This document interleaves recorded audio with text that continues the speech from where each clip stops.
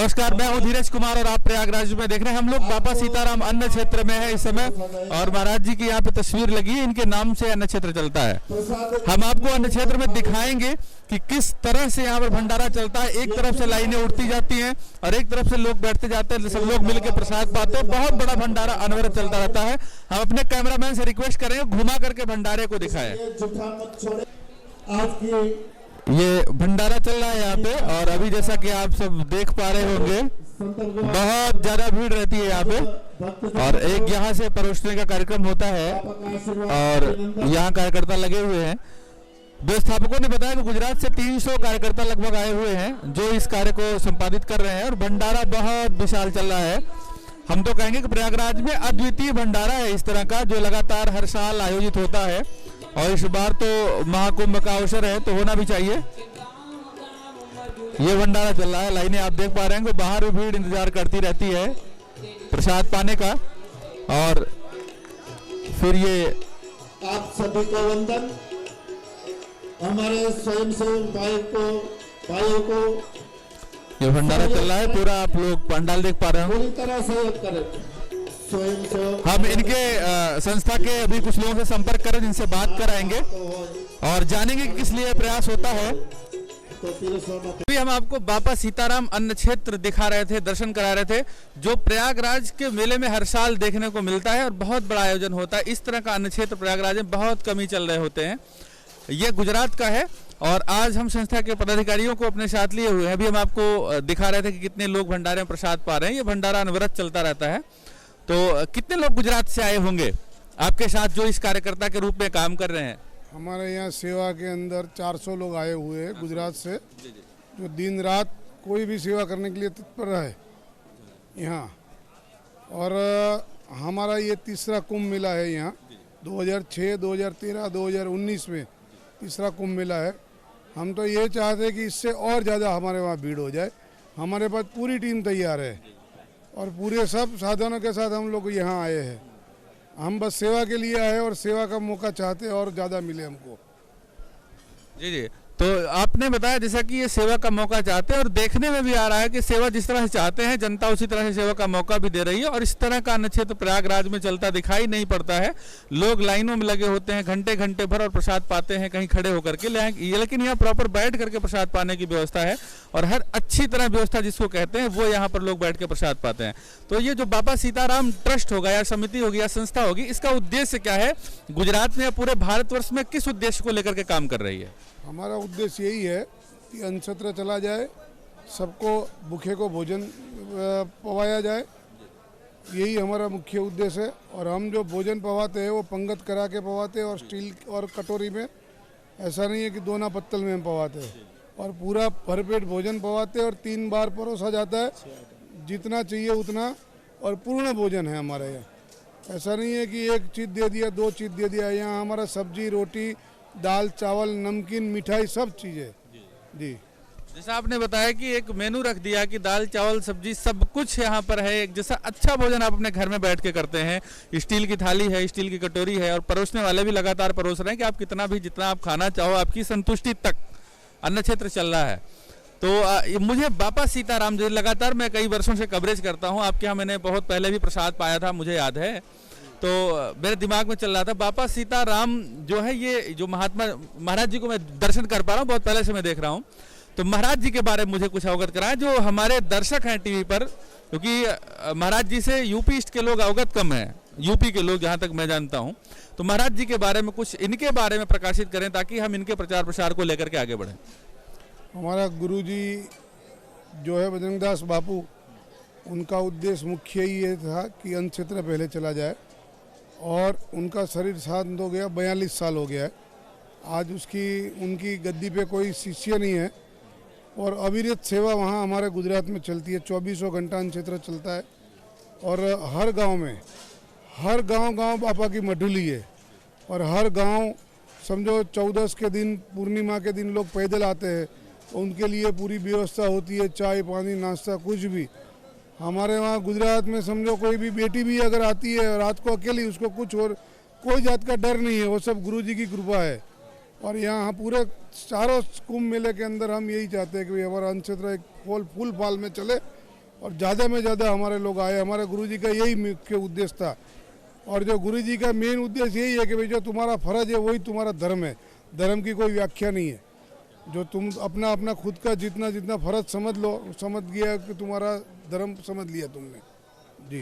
एक बहुत बड़ा सूत्र इन्होंने बताया, गुरुजी कहा करते थे कि जो आपका फर्ज है वही आपका धर्म है। ये बहुत बड़ा सूत्र है, मुझे लगता है ऐसा।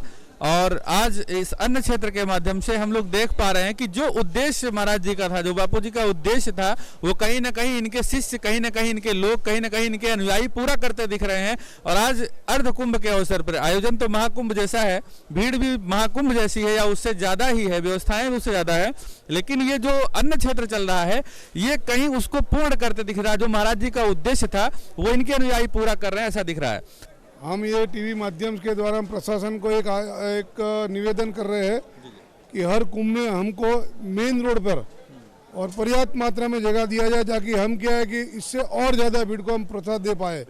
क्योंकि ये समझो कि ये अभी ये सेक्टर 14 सेक्टर कोने पर है और यहाँ जो हमको भीड़, यहाँ इतनी भीड़ नहीं मिल रही जितनी हम तैयारी के साथ आए हुए, ताकि हमको समझो मुक्ति मार्ग के पर मेन रोड पर अगर मिल गया होता तो हम इससे ज़्यादा लोगों को प्रसाद पहुँचाते। हमारी पूरी तैयारी है। ये प्रशासन को हमारा निवेदन ये है कि हमको हर कुंभ के अंदर मेन रोड पर पर्याप्त मात्रा में जगह दिया जाए। ये हमारा एक निवेदन है प्रशासन को। जी जी बिल्कुल, जैसा कि इन्होंने एक निवेदन किया संस्था की तरफ से कि अगर इनको कोई अच्छी जगह मिलती है जहाँ पे भीड़ ज़्यादा होती, क्योंकि लोग परेशान होते हैं, उनको भोजन नहीं मिल पाता है, लोग भूखे टहलते रहते हैं, अगर इस संस्था को कहीं अच्छी सी जगह दी जाए जहाँ पर भीड़ बहुत ज़्यादा हो और बहुत ज़्यादा से ज़्यादा लोग प्रसाद पा पाएँ, तो मुझे लगता है कि संस्था के लोग भी संतुष्ट होंगे और सरकारी महकमे को भी आसानी होगी, लोगों को भी जो भूख की समस्या है वो नहीं रहेगी। बापा सीताराम अन्न क्षेत्र में हम लोग खड़े, जैसा कि भोजन का मेनू भी बताया भी जा रहा था, हम आपको दिखाना चाहें किस तरह के भोजन यहाँ थाली में परोसे जा रहे हैं। इधर मिठाई रखी हुई है और फिर इधर दाल है और इधर चावल है, सब्जी है। और इस कुंभ मेले में गारंटी की बात है कि रोटी कहीं नहीं मिल सकती है, लेकिन इतने बड़े अन्न क्षेत्र के बावजूद आपके यहाँ रोटी है, मीठा है, पराठे हैं, तो बहुत सारे व्यंजन आपको नमकीन देखने को मिल रही है। इतने सारे मेनू को लेकर के कोई भी अन्न क्षेत्र नहीं चल रहा है। मुझे लगता है कि प्रयागराज का ये पहला ऐसा अन्न क्षेत्र होगा जो इस तरह इतनी बड़ी तादाद में और इस तरह के मेनू को खाने के लिए दे रहा है और बहुत अच्छी व्यवस्था है इसके लिए। एक बार हम आपको लाइन में दिखाना चाहेंगे कि किस तरह से लोग चाव से प्रसाद पा रहे हैं और दूर दूर तक बिल्कुल परोसने वाले लोग लगे हुए हैं। किसी भी तरह की कोई दुर्व्यवस्था नहीं, कोई हड़बड़ी नहीं, बिल्कुल शांति के साथ बैठ करके लोग प्रसाद ग्रहण कर रहे हैं। इसके बाद हम आपको लेके चलेंगे किचन में और सबसे बड़ी बात, यहाँ किचन में गैस पर कोई भी भोजन नहीं बन रहा है, सारा व्यवस्था लकड़ी पर है। तो ये अपने आप में इतना बड़ा भंडारा बहुत मायने रखता है। जो गेहूं यहाँ पे पीसा जाता है वो ये मशीन है, चक्की है, और यहाँ खुद ये गेहूं से आटा बना करके फिर यहाँ रोटी तैयार करते हैं। यानी कि कहें कि बाहर से कोई काम नहीं होना है, बाहर से सारी चीजें रॉ मटेरियल के रूप में आती हैं, गेहूं आता है, चावल आता है और सारी चीजों को बहुत ही सुव्यवस्थित ढंग से सफाई के तरीके से यहाँ तैयार किया जाता है। अभी हम आपको किचन की बात कर रहे थे, तो ये बाबा सीताराम अन्न क्षेत्र का किचन है जहां पर ये आटा गूंथा जा रहा है, रोटी बन रही। रोटी कहीं भी किसी अन्य क्षेत्र में नहीं मिलती है और इतना बड़ा भंडारा जहां चलता हो तो बहुत नामुमकिन जैसा होता है, लेकिन यहाँ रोटी का प्रसाद मिल रहा है लोगों को। तो ये मशीन है जिससे आटा गूंथा जा रहा है। फिर इधर हम आएंगे जहां पर तमाम कार्यकर्ता इनके लगे हुए हैं जो आटे को छोटे छोटे टुकड़ों में तब्दील कर रहे हैं और फिर आगे जाकर के पूरी रोटी की प्रक्रिया पूरी की जाती है। और फिर उधर बहुत बड़ा तवा लगा हुआ है, वहां से फिर रोटी कंप्लीट होकर के एक ट्रे में रखा जा रहा है और देसी घी, अमूल घी उसको लगा दे। और फिर देखें आपकी देसी घी से इसको बनाया जा रहा है। इस रोटी को अमूल का ये घी है। हम लोग हमारे कैमरामैन से रिक्वेस्ट करेंगे वो दिखाएं इसको जरूर। कितनी स्वच्छता, कितनी सुंदरता के साथ भंडारे का प्रसाद पवाया जा रहा है। यहाँ उस बड़ी रोटियों को काट करके इसको 4 पीस किया जाता है। देखिए किस तरह से कार्यकर्ता उसको रोटियों को 4 टुकड़ों में तब्दील कर रहे हैं और फिर यह परोसने के लिए बिल्कुल तैयार होगी। फिर यहाँ से इसको आगे भेजा जाएगा परोसने के लिए। चालू हुआ। देखिए इतने बड़े भगोने में सब्जी बनाई जा रही है और पूरे लकड़ी से ये पूरा भोजन पकता है और किस तरह से सब्जी है देखें आप कि कितने बड़े भगोने में इसको तैयार किया जाता है, तब इतना बड़ा भंडारा संभव होता है। और आगे फिर हमारे कैमरामैन आपको दिखाएंगे कि किस तरह से और भी चीजें बन रही है। हम आपको धीरे धीरे और भी जो व्यंजन यहाँ पे तैयार हो रहे हैं उसकी तरफ लेके चलेंगे। यहाँ भी देखिए ये दाल है ना, ये यहाँ पे देखिए दाल तैयार कर रहे हैं।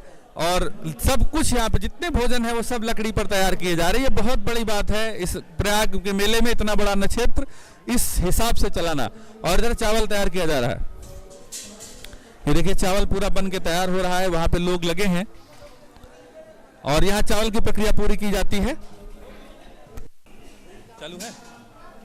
यहाँ सब्जी की कटाई हो रही है, लोग आलू इधर लेके बैठे हैं, सारे लोग इधर आलू कट रहे, उधर देखे इतने बड़े भंडारे में।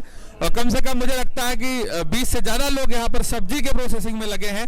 तो और सब यहाँ बापा सीताराम अन्न क्षेत्र के सेवक हैं, कार्यकर्ता हैं, जो इतने बड़े कार्य को संभव कर रहे हैं। और उधर देखिए सब्जियां किस तरह से पड़ी हुई हैं, बहुत सारे लोग लगे हैं इस कार्य को पूरा करने में। और फिर हम अंदर भंडार गृह की तरफ आपको लेके चलते हैं, जहां पर दूसरे भी फूड प्रोसेसिंग हो रहे हैं। ये मिठाई है, जिस मिठाई को लोगों की थाली में परोसा जा रहा है वो यहाँ पर इस तरह से तैयार किया जाता है और इसके बाद यहाँ से तैयार होने के बाद लोगों की थाली तक पहुंचाया जाता है। और इस तरह से तैयार करके इतनी शुद्धता के साथ लोगों की थाली तक पहुंचाना प्रयागराज जैसे इस भीड़ के मेले में संभव नहीं होता है। एक मिठाई इधर आप देख रहे हैं थाली में जो बर्फी जाती है, और आगे फिर दूसरी मिठाई की तरफ ले चलते हैं जो बूंदी होती है। ये देखें यहाँ पर किस तरह से बूंदी रखी हुई है और फिर यहाँ से परोसने के लिए थाली में जाया करती है। और सामने देखें घी के बहुत सारे टीन रखे हैं, अमूल के, उधर देसी घी रखा जिससे आप देख रहे थे कि रोटियां तैयार हो रही थी। फिर उधर शुगर है रखी हुई है, बहुत सारे फूड प्रोसेसिंग के जो भी मटेरियल्स होते हैं वो यहाँ पे रखा हुआ है। ये जो नमकीन हम आपको बाल्टी में दिखा रहे थे जो परोसने के लिए जाता है, वो नमकीन यहाँ देखिए कि प्लास्टिक की बोरियों में, थैलियों में भर भर के रखा हुआ है और इसके बाद यहाँ से निकल के थोड़ा थोड़ा करके वो थालियों तक पहुंचता है। और यहाँ पर देखिए कुछ कार्यकर्ता लगे हुए जो स्वीट्स को कटिंग करके फिर बाल्टियों में देते हैं ताकि परोसने के लिए वो थालियों तक पहुंचे। जितने लोगों को आप देख रहे हैं सब बापा सीताराम अन्न क्षेत्र के कार्यकर्ता हैं और बहुत तन मन धन के साथ सारे लोग जुटे हुए हैं। बिल्कुल कहीं ये भी प्रतीत नहीं होता लापरवाही, बिल्कुल नहीं। और स्वच्छता की बात करें तो पूरा अन्न क्षेत्र बिल्कुल स्वच्छ है, चमक रहा है। और प्रशासनिक व्यवस्था की बात करें तो बहुत ही खूबसूरत तरीके से प्रसाद पाने की व्यवस्था है। देखिए यहाँ पे टोटियां लगी हुई हैं और लोग टोटियों से जल भर के ले जा रहे हैं। और फिर कैमरामैन हमारे ध्यान देंगे, टोटियां इधर लगी हुई, पूरा यहाँ पे पानी भी यहीं से जा रहा है। लोग जो आ रहे हैं, कैमरामैन बढ़ते आएंगे हमारे, लोग जो यहाँ आ रहे हैं भोजन प्रसाद पा करके वो अपनी थाली यहाँ पर धुल लेते हैं। और ये पूरी व्यवस्था कम से कम सैकड़ों टोटियां लगी हुई ताकि यहाँ पे किसी तरह की कोई भी असुविधा ना हो।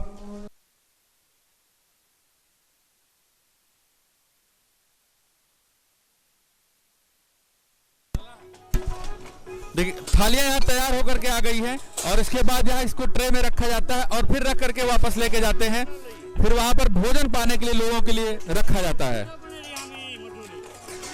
जैसा कि अभी आपको दिखा रहे थे कुंभ मेले बापा सीताराम अन्न क्षेत्र, और ये बहुत बड़ा अन्न क्षेत्र है। पूरी फूड प्रोसेसिंग मैंने देखा कि किस तरह से यहाँ खाद्य पदार्थों को निर्मित किया जाता है और जिस तरह का मेनू है शायद इस तरह का कुंभ मेले में कोई मेनू खाने का मिलता नहीं है और इस तरह की व्यवस्था के साथ खिलाया नहीं जाता है।